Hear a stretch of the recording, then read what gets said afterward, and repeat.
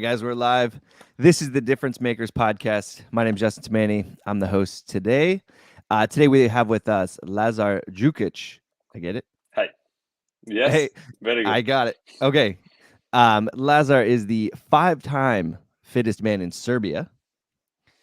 He recently qualified and placed 9th at the 2021 CrossFit Games, and even more recently came in 2nd at the Dubai CrossFit Championships in December here of 2021. It's awesome. Lazar, welcome to the show. Thank you. Thank you for having me. And welcome to the team, too. You're also a recent signee of WODProof, so welcome to the family. Thank you very much. It's a exciting. pleasure. It's an honor. So let's kind of go back a little bit. And how did you get started in Serbia with CrossFit? Like, it seems kind of like a weird combination of things. Well, actually, I didn't start with my CrossFit in Serbia. I started in US. Okay. I was a student I was studying economics, and I was doing some student exchange, Yeah. and I was going to work as a lifeguard in the United States, and I was having a roommate in like the guy was from Serbia, and he was already doing CrossFit, Okay. and he challenged me to a workout to do a Murph. Okay. And we started, like, we did Murph, and I sucked. And after that it just burned my competitiveness, and I wanted to like get better at this thing, and started training a little bit every day, trying to do my double unders, handstand walks, muscle ups, stuff like that. So that's how I began. It was 2015 October. Okay. And from then it just started. So Okay. And so you were in university here or post-secondary school? no, I was in college in Okay. Serbia in Yep. economics, and I just there's just this program for students, like work. It's called Work and Travel, and Okay. you get a season job in United States, like you work and travel exactly as it Yeah. says.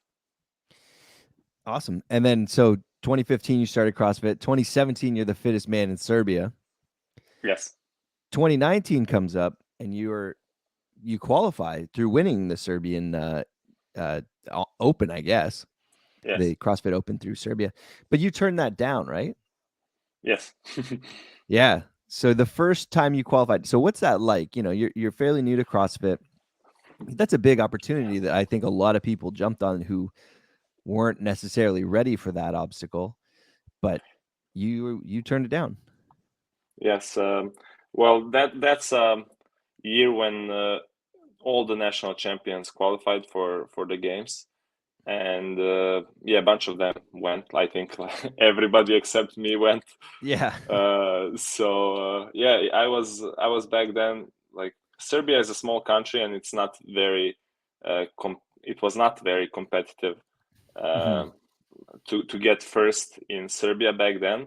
Right now there's my brother, there's a bunch of other guys, so now Yeah. it's a pretty big challenge. But back then I won, but I wasn't feeling very fit to go to the games. And also um, I was working in Kuwait, and from Kuwait to go to the United States, it costs a lot. Yeah. And I didn't just want to go there and like walk one one lap around the field as a national champion waving the flag. It's all nice, but Yeah. back then I was just not feeling ready, and I declined my invitation.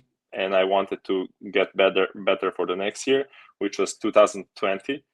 Then COVID happened, so Yeah. I was not. I qualified all again as a national champion, but I then they cut those Yeah. invites. But it, So it the was just I was 20 not feeling ready that first time. So yeah. Yeah.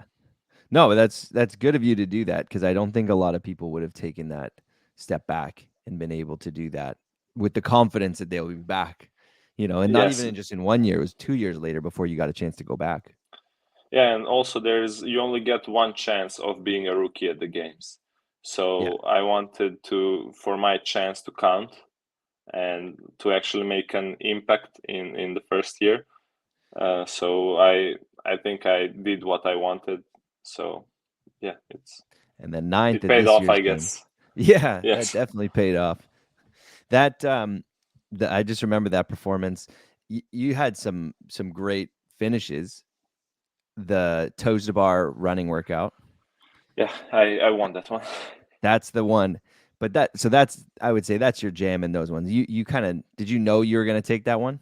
No, no, no, no. I was actually, when I started CrossFit, running was my biggest weakness, Oh yeah. because I came from water polo, and I Okay. actually never ran like for sports for fun. I never ran, Yeah. so I was very, very bad. My technique when I started was very bad.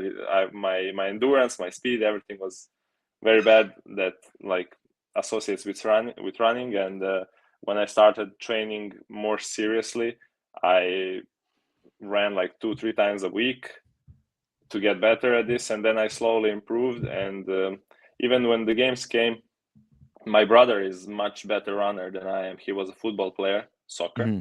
Yeah, yeah. and I expected him to win the workout, but he got injured on the echo bike power snatch workout, Okay, yeah. and I don't know what happened.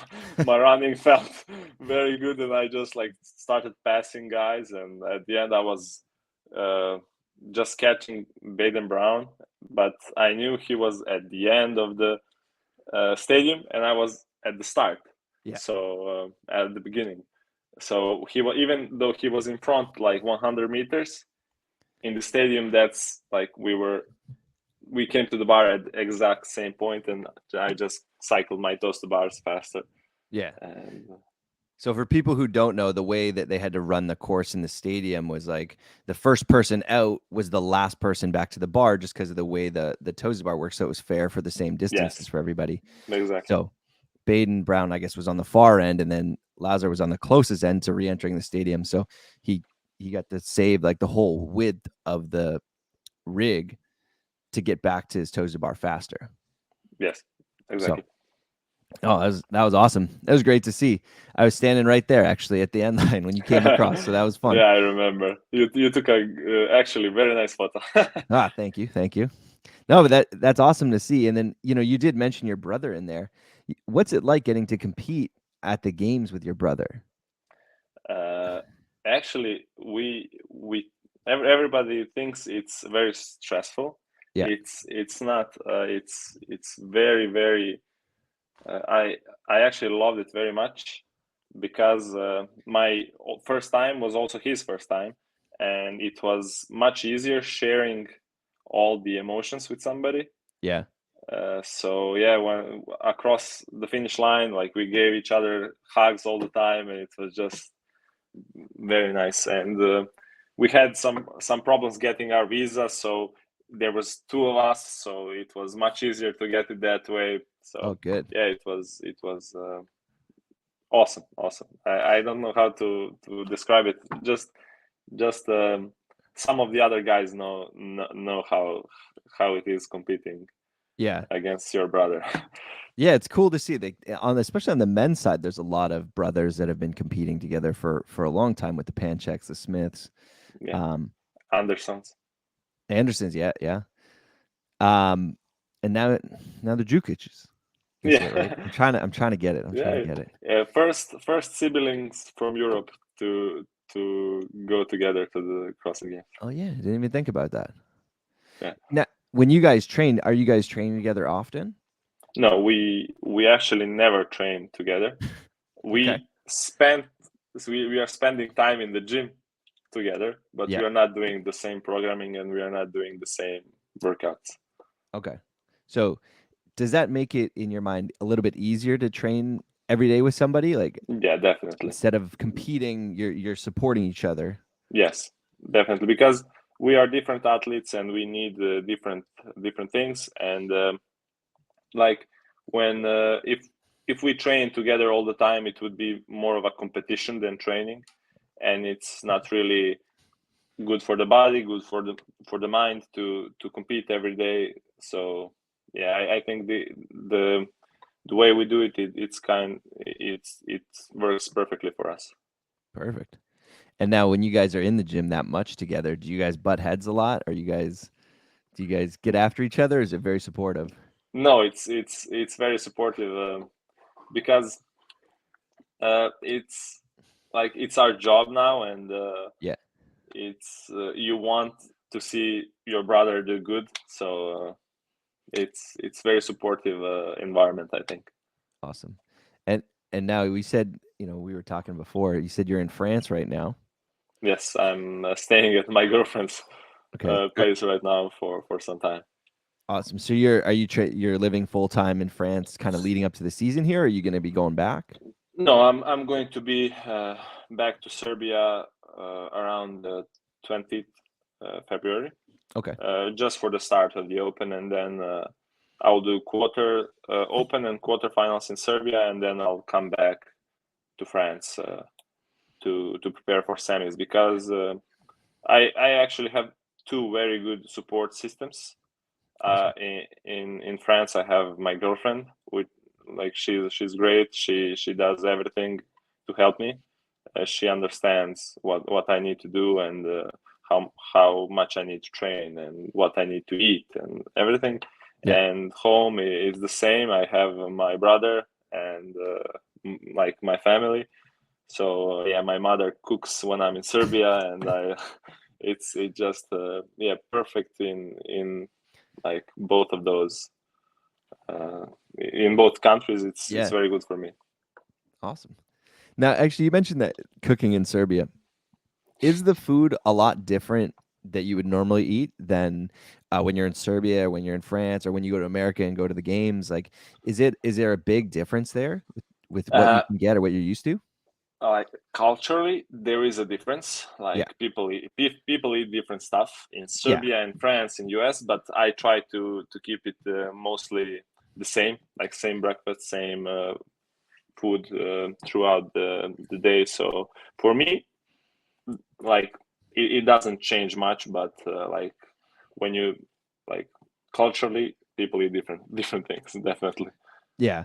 No, that's one thing you always hear about, like the Olympic Games and stuff like that. When they go over to certain countries, it's like the athletes don't know what to eat. It's not that hard, because you have oats everywhere, you have eggs everywhere, you have Yeah. meat everywhere, like Yeah. rice. It's Exactly. most of the stuff that athletes eat. So fruit. So you can uh, make yourself like comfortable with eating the foods from all of the places. So, yeah. Yeah. Yeah. Very true. So you got a new shirt on there. Yeah. You recently signed with Tier. Yes. So Tier is a company that's kind of made some waves and have signed a bunch of athletes recently, and really broken into the fitness space, the CrossFit space. Um, what kind of made you want to join a company that's like that, or that just broke in, as opposed to being with some other companies who are already established? They reached out to me about 2 months ago, Okay. or so, and like the Corey Berger reached out to me, and he's the main guy that's in charge of CrossFit athletes, Mhm. and it's very nice when you're talking to somebody who's like directly in charge of everything. So I immediately saw that it will be an easy talk, easy communication with the company, and they are they are going into the CrossFit very opportunistic. Like they're very they want certain stuff. They want quality. They want from their athletes. They want feedback. They want information. as like I give information as much as I can, like on shirts, on shorts, what I like, why I don't like, and Yeah. I see that it's taken with like they're glad I'm doing it, and I'm also very happy that they're understanding my needs. So it just clicked very good. So I'm very happy that I signed with them. Like, awesome. Yeah, because very very nice company. they came out of to like the work with. swim and triathlon world, right? Yes. They're like, I think until recently they were just doing swimming and triathlon stuff. Yeah. Now, did you know of them because of the swim, like the water polo world? Were you aware of them before? Yeah, definitely. I was the boards, the fins, Yeah. everything was there when I was training water polo. So yeah, I was familiar with them, but I didn't know like they're mostly United States based. So Yeah. I didn't have a chance to try the stuff out before, like when I was younger. But then they reach out and sent me some stuff, and I liked it very much. So it was just very easy. Awesome. And then now, I mean, I guess your other teammate, now you're kind of a double teammate with Guy. Yes. So Guy's with Tier Yes. and Mayhem. Yes. So you guys got to spend some time together before Rogue, correct? Correct. So tell me about that Rogue experience with you, Guy, and what was it, Luke Parker, all Look, traveling around Texas together? it was crazy. I came to United States 2 weeks or 3 weeks before Rogue, and I stayed at Luke Parker's apartment, and Guy was there, and it was just like a frat house. Like everything was so messy, and like, but the fridge was full. At least that was the good thing. So yeah, we had some awesome time. We trained a lot, and yeah, it was like a comedy show 24/7. Okay. And now was it like a frat house because of you guys being there, or was it already like that? It was because like three of us were all there. Actually, it's Okay. Brian's Nelson house, Okay. and Luke is like renting a room or I don't Yeah. know. So Brian was not in town, and he's like, guys, enjoy it. And yeah, it was very funny. Awesome. Like Guy was making so many pranks or on Luke that like most of them didn't air, but it was very very funny. Okay. Awesome. And then you guys went down to Rogue and did that whole trip together as well. Yes, we traveled from Cookville to Nashville, then Texas. Yeah, it was pretty easy traveling with them. They're very nice guys and very funny, so it's very easy. Yeah. What was the look of people in the restaurants and all that? Like I think I saw that Guy took you to a Brazilian steakhouse in Yes, Texas. yes, it was some of the best food I ever have had, Yeah. and it was very funny because the guys are chopping the meat until you tell them to stop. Yeah. So like we ate, I don't know how much meat. It was just not a healthy amount, I would say. And like when they come around, it's like on a spit, and right, it's just like different types of steak and beef and Yes, chicken and like you whatever, can right? choose whatever you want. Yes, Yeah. like bunch of different options of meat. You guys I think put a lot of that on Instagram stories and that. Yes. And you guys look like you're having a good time at the beginning, and I think at the end you just looked very tired. Yeah, we had very good time, like both in Cookville and in Texas. It was very very funny. Nice. And because you're training with Mayhem, are you planning on spending a lot of time in Cookville or going down there at any point? What's up, guys? Justin here. I'm really sorry to interrupt the show, but we're here to talk about something special. This is to talk about Bionic. Bionic is a first of its kind AI-based motion tracking mobility test that's designed to show you what your body is really doing. We've designed 7 unique tests that show you your range of motion for different joints throughout your entire body and how they work together. Once you're done the test, you'll be given a body map score, which breaks down your entire body and their different range of motion. From there, the WODProof app will also design a mobility program specifically tailored to your needs and the things you want to improve. I can't wait for you guys to try out the test. Go download the WODProof app today, start your free 7-day trial, and try Bionic today. All right, guys, back to the show. I will be there before the games. I'm planning on going there July 1st for now. I still don't know the schedule, but July 1st is like a date that I will probably be at Cookville and start training for, like, I will be training, but like start to prepare with the group. Yeah. The great thing is that now there will probably be around 5 games athletes. I hope that we all qualify. Yeah. And it will be and in Mayhem and Rich's Barn you have everything that you need. Yeah. So like, for example, before I joined, Royce, Dan, and Sam Cornier were Mayhem athletes, and they did very good at the handstand ramp at the games. Yeah. And I was like, how did you guys do that good on that handstand ramp?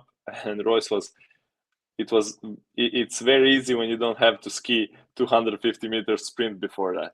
So I guess Rich prepared them very good for that. So yeah, I think it will be very, very good being there for one month and just train with the crew. Yeah. That Mayhem crew has grown quite a bit in the last, let's call it even 6 months. Yes. Is that something that you're kind of more cautious about because of how big that is? Like, there's a lot of people trying to win the same prize. Actually, it's I believe very much in psychology of aquarium. Like, it's the bigger the aquarium, the bigger fish you're gonna be. Yeah. So yeah, I actually like that there's so many athletes, and we will know what to expect. Are we prepared? Are we not prepared? So yeah, it's like, people who are joining are very carefully like chosen. So I don't doubt it will be like stressful environment. So Yeah. it will be, I think, environment for growth. So yeah. Nice. Yeah, like it's cool to see what they're doing down there, and you know, once everything kind of shakes out throughout the season, we'll be able to see a lot more information. But it is cool to see, and you know, there's these big camps that are coming out where it's not just, you know, like a few years ago, it'd be like everybody has their one coach. You know what I mean? Like, there was only 1 or 2 big athletes coming out of, you know, 1 male, 1 female coming out of each camp, kind of thing. And now it's like, oh, these teams are like 10 deep. Yes, especially Mayhem. So yeah. What has been the biggest change in the training or the way you train since joining Mayhem? Because you weren't with them. You weren't with them at the games, correct? No. I changed my programming just after the games because I needed a bigger support system at the games. I saw how Mayhem athletes are treated by their coaches, by their physiotherapists, by their nutritionists, by, like, they have a whole team there. Yeah. So yeah, I just got an opportunity to join from my coach now, Facundo. Yeah. He explained to me the new like part of Mayhem that's called Mayhem ID, and it's remote coaching by him, like, that people can sign up for, and I would have been one of the guys who are representing that, and I would get remote coaching straight from him. So it looked like a great idea, especially because I know Facundo for some time now. I competed in a competition that Mayhem and him organized called Belgium Throwdown, and I won the competition. It was 2018, and since then every now and then he would ask me like, Lazar, how is life? Like, how is everything going? Are you training good? Are you like everything? So yeah, and every competition I went to, he was like, I'm watching you, like, be careful, do good, stuff like that. So yeah, it was for me, it was easy decision to go with somebody who already knows me. And yeah, it was, I took the opportunity, and I'm very happy with how everything got sorted out. Nice. And then, excuse me. Not wrong. I thought I was going to sneeze. So with that, like, how has that changed the daily programming for you? Does the program look a lot different than what you were doing prior to that? Yes. I did. Now I started doing much more short sprinty kind of workouts, much more accessory, much more lifting, and that's the thing I lacked the most at the games and at my competitions. So yeah, it mostly revolves around that stuff. Outside of that, it's training. Like, it's the same. Just do it. Yeah. With your performance between Rogue and Dubai, like Dubai, second place, huge stack field, great finish. Did you feel like you had more time to settle in with your training after the games? Like Rogue is October, the games ends August. So were you in a swing of things with Mayhem at that point, or did you feel like you needed more time? I was not in the swing with training at all. I was I just finished the games, and I took like 2-3 weeks off, and I was back then deciding what I will do. Will I continue with my previous programming, or I will go with Mayhem? And I had some competition with my brother. I traveled from like US to Serbia, from Serbia to France, from France to Serbia, from Serbia to Kukul. It was a lot of traveling. It was like, to be honest, I overestimated myself and underestimated the field, and it showed. It showed. I did very poorly at Rogue, and it was my fault. And after that, I just became angry at myself, and I'm just, you will never let this happen again. And I just went back to the whiteboard and just started working harder than ever, and it paid off in Dubai. There was just one more guy that I needed to beat, but next time. What because who was it? Roman Krenikov won. And I mean, you guys both had great weekends there. What was what do you think that little separator would have been, or do you have a feel for like what you could have done to take on or to overcome him there? I had a couple mistakes, and like, I missed my second lift. I a little bit overpaced the first workout. I slipped on the second workout on the slopes and stuff like those. Like those little things that would made me closer. But overall, Roman is a monster of an athlete, and he did a great job, and he won by, I think, 90 points, which was very, very big margin of winning. So yeah, he did great. And if I had like even better weekend, I think it will be a little bit closer, but he was still better in Dubai this year. Also, it's his CrossFit Games. He's not he still don't have visa for the games, and Dubai was everything he had this season. So yeah, he put everything in that. So yeah, he did a great job. That's a good point there with him, because that's something too that, like, you know, you'd been your third major competition in 5 months. Yeah. And that was his real only one, and not because, you know, anything other than he just can't get into Yeah. the US. Yeah, I guess he would do all the competitions if it was Yeah. up to him.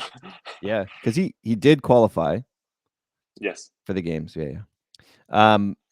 That ski event, that ski slope run event, was that something you were ready for? Like, have you done a lot of snow hills? Like, I don't know how many athletes would have been ready for that, but I didn't actually. I was ready. I was fit. I was running a lot. I was skiing a lot.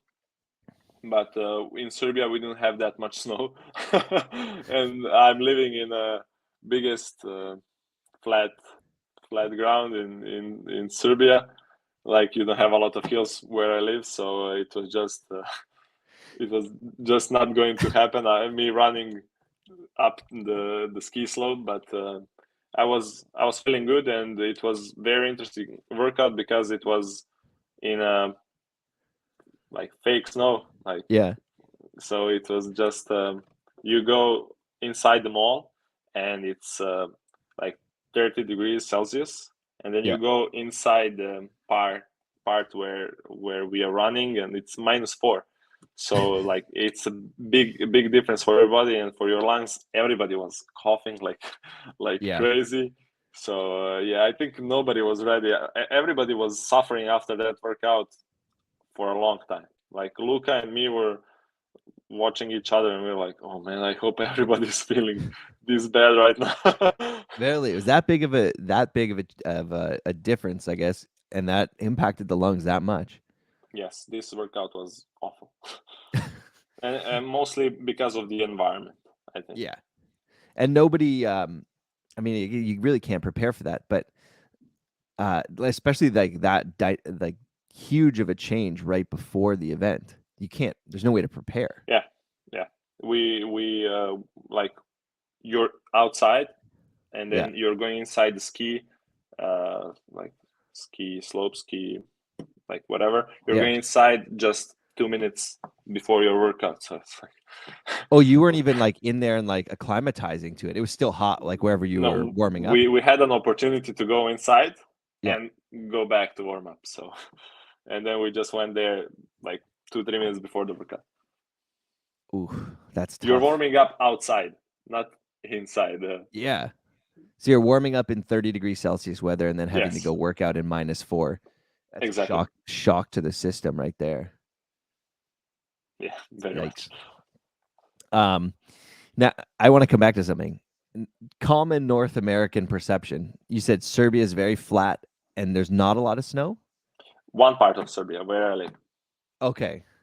Cuz like It, North Americans, I think, are led to believe that Serbia is this cold, frigid country. because they connected to Siberia. It's Ah, not the same. yes. Siberia is Russia. Serbia is Eastern Europe. Okay. It's That's what it is. we have actually mountains, we have snow, we have everything, but where I live we have snow, but we don't have mountains. We're flat.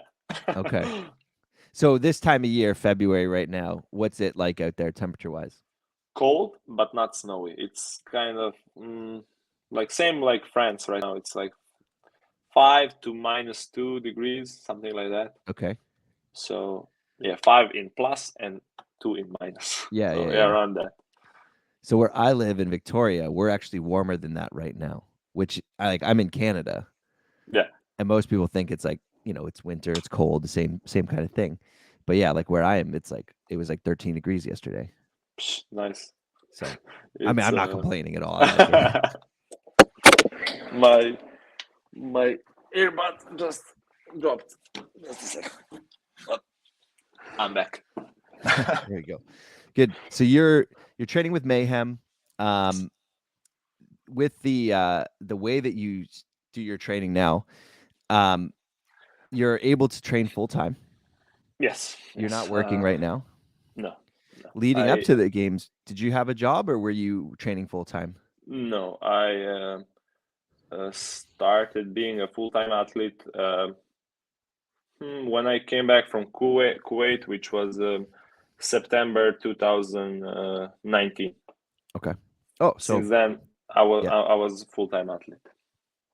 And now, in Serbia, being able to be a full-time athlete, how does that work with sponsors and being able to be supported by different companies, or is it just like Actually, I didn't have much sponsor that pay me money or anything. I just competed for a Yeah. living. Yeah. And I just like won a bunch of competitions, smaller one. I took some great money in Dubai 2018 and 2019. Yeah, 2019. 2020 there was no Yeah. that competition. So yeah, I was just competing for a living. Okay. It's kind of a good motivation. Yeah, Like I mean, either I earn this or or I don't have any income for like couple of months. so you got to be pretty hungry to be able to do, not like physically hungry, but Yeah, mentally hungry to be able yeah, to live like that. mentally very hungry. Yeah. Would you say that was one of the biggest things that has been pushing you, is just that, like, that hunger? Like, Yeah. you gotta want it. Yes, definitely. It was risky, but it paid off. Yeah, 100%. And like, even on top of that, like, did you coach at the gym or anything, or was it just full?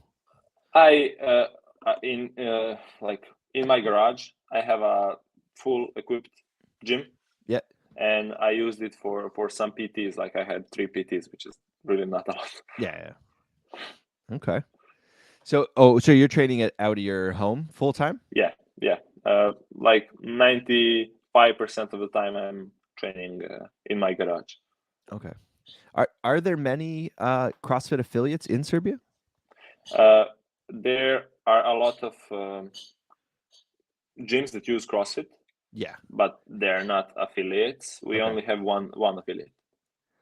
Okay. Interesting. Yeah. So I guess that's how that works then, with the way that qualification process worked a few years ago, is as long as there's one affiliate in the country, they can Yes. send a national representative. Back then we had 3. Right Oh, now we have 1. COVID stuff closed That them down. happened, and also like stuff with Greg and all Oh, yeah. Yeah. of I don't want to get into that stuff. Yeah, never mind. All right. So yeah, you're training at home full time, and then did at the time, or I mean, probably not right now, but at the time, did your brother live with you, or did you guys live together? And Yes. It was it was difficult to, like, when we both need rower in the morning. Like, who's waking up earlier to go row? that's awesome. So you guys then are, not, I don't want to say you're button heads. You guys are there together all day. Yes, like 3 times a day, every day. And then, and he was in the same boat where he trained full time. He back then, like, it was 2020. Yeah. And like we were in a lockdown. Yeah. So we trained like crazy. It was the fittest we've ever been, I think. we just trained. We didn't do anything. So yeah, he was a full-time athlete back then. But then when everything like started again, he started working in that one affiliate that we have in Serbia. It happens that it's very close to our home, so he went there and started working there. Okay. So he's not full time. He is now. He is now. Okay. Perfect. But he wasn't before the games. Yeah. He was the only guy that was working, I think. Oh, okay. Okay. It's awesome to see the opportunities that people have had because of CrossFit, and the fact that you're able to maintain that type of living just based off of competitions alone. I mean, it's got to feel good now that you have some sponsors and probably have some money coming in with that, where you don't have to worry as much. But yeah, definitely it's easier because you can focus on the CrossFit Games alone, and not like searching for the competitions that you need to participate in. So yeah, it's definitely much easier and much smarter. So yeah. Do you have any plans to, well, I mean, little like more, I guess, long term, but outside of the games, come into North America and train here more full time, or are you planning on staying in Europe for the? No.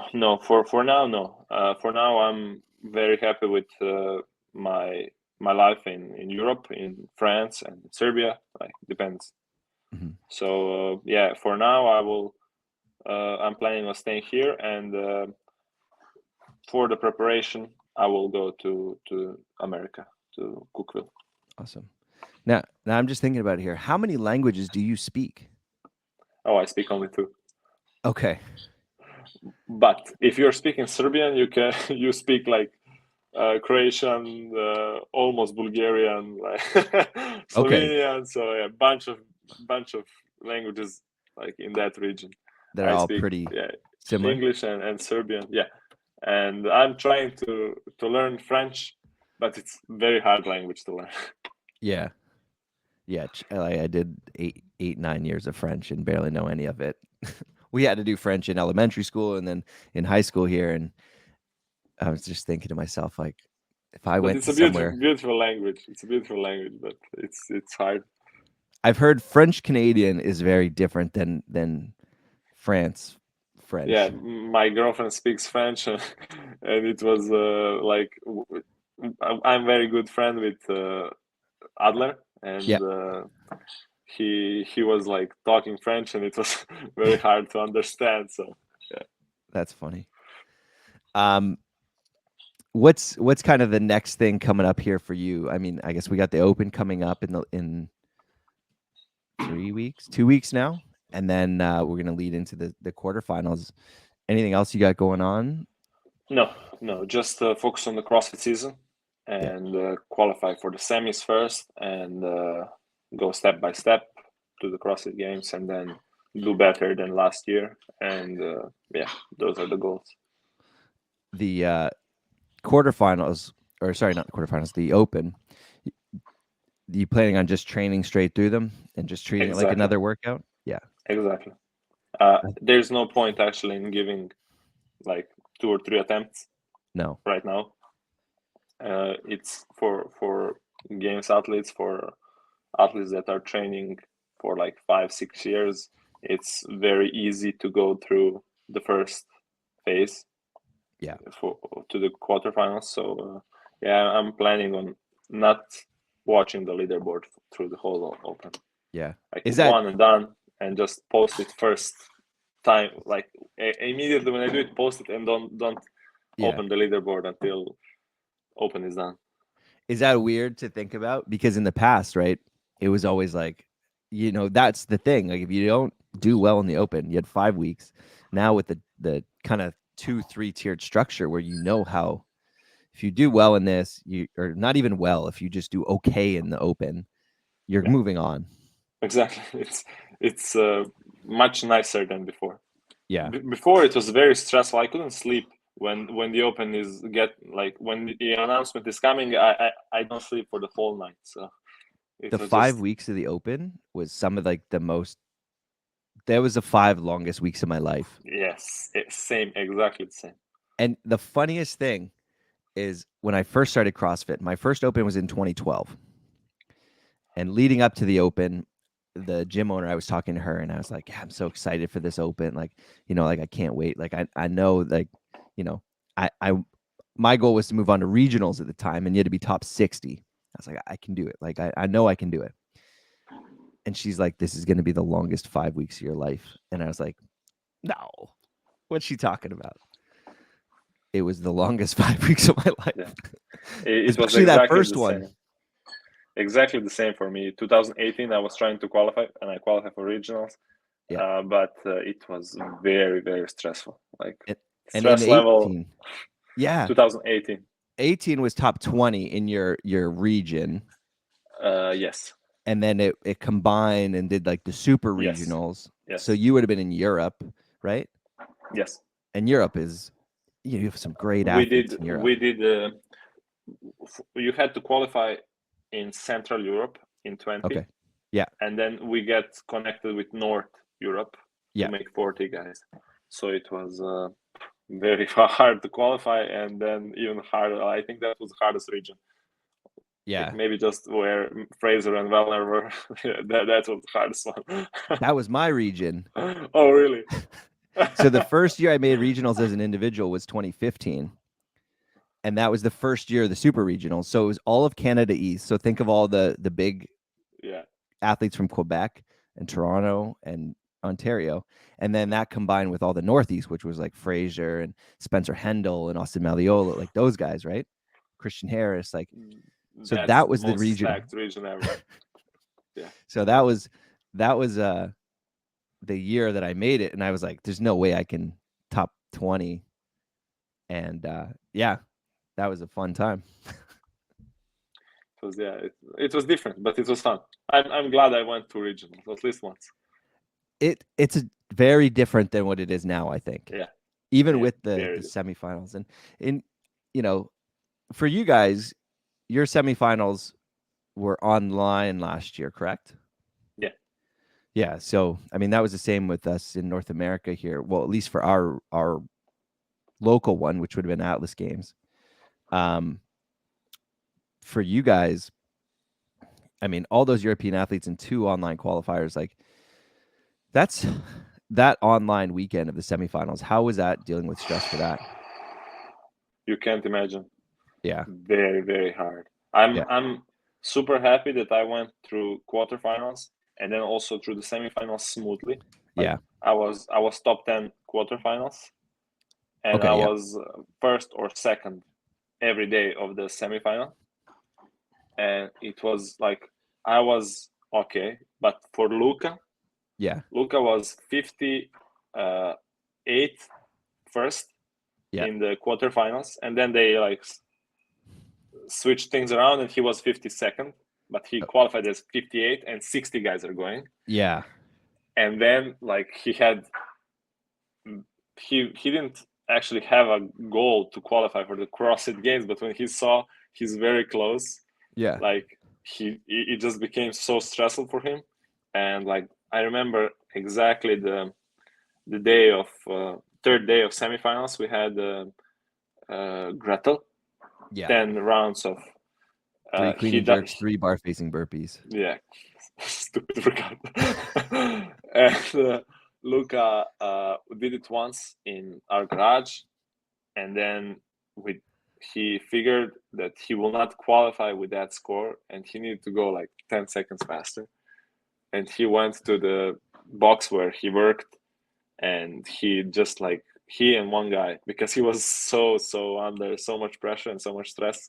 Yeah. And like he knew, like you need to go sub 2:40 or 2:45.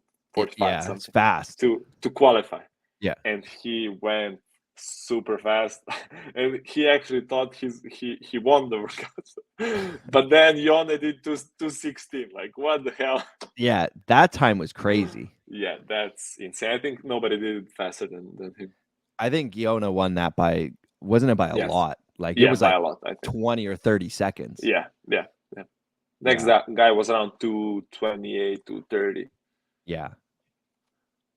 That's fast. But hey, the fact that the hardest workouts to get better on by that much time are those like short workouts. Like there's no room for error. Yeah. We're talking about it. Like you can't even push off the ground with your arms. You just need to bounce out of burpee, like for 30 burpees. 30 burpees, 30 clean and jerks. Crazy. It's, you know, that's kind of the reason why something like Fran, like a true Fran, I don't think is used in competition, is because everybody would be within a half second or a second of each other. And like it's crazy painful workout. I don't want to do it in a competition ever. Well, you just missed out on doing the Fran variation with the Echo bike at WODProof. Thank God. Have you tried it since? No. I'm usually not trying the workouts from competitions. Yeah, okay. Because like you can't simulate the intensity, you can't simulate the effort, so it's different when you're on the stage. Yeah, that one was That one looked like just a massacre by the I end saw of it. Valor after. Oh my god. So funny. He's like, he didn't even win that workout, did he? No. No, I didn't think think so. Oh, it was Jason Hopper. Jason Hopper. Yeah. That workout like just looked miserable for everybody. And like the people who were in the top bunch looked worse than the people who were middle to bottom, because they just floored it. Yeah. It was similar to Rogues, 20 thrusters, 20 cal, 20 thrusters. Yeah. Like you're good first 20 thrusters and then like 20 calories, and then from there it's just a massacre. Yeah. That was a good one. I forgot about that workout too, but that very similar. It seems like the Echo bike being incorporated into these workouts is resulting in the most painful workouts of the weekend. That's a crazy good machine, Echo bike, yeah. And it's very painful, and I don't want to do sprints on that. Like I have those sprints on Echo or Assault bike very often. Yeah, and I hate them. It's like crazy hard. Was the would you say the workout from the games with the Echo bike power snatch, would that be the most painful one at the games? No. For me at the games, let's see. There were a lot of workouts, but the most painful one, for me, like toes to bar running was very painful because I needed to like run after the guy that was in front of me. Yeah. And like mentally challenging swimming and kayak, but like when you have a workout 3 minutes and 1 hour, it can't really compare because both are very hard in their own way. Yeah, exactly. Yeah, like the funniest story about this workout with Echo and power snatch, Luca was going in heat before mine, and he was leaving the field, and I was like, how was it? He's like, you will not feel it, just go fast. I'm like, okay. And I go as fast as I can, and I go outside. Why did you lie to me? He's like, if I told you it hurt, you would just go slower. So he tricked me, but he helped me. Oh, that's amazing. Oh man. Hey, he's there for a reason. The brotherly love. Yes. Did he? I mean, you probably got a better time because of it. Yes, definitely. Oh man. Hey, on that note, we're gonna wrap it up here. I really appreciate your time. Welcome to the WODProof family. Thank you very much. Before we go, you said quarterfinals. That's or games. The CrossFit Open is next, and then we got the quarterfinals, and then hopefully we'll be seeing you live at the semifinals. Live, hopefully. I hope live is the way to go. Yeah. So again, Lazar, thanks for joining us. Thanks, Justin. Yeah, we'll talk to you soon. Bye. Thanks for tuning in, everybody. Hit that like button and subscribe down below for more content coming soon from WODProof.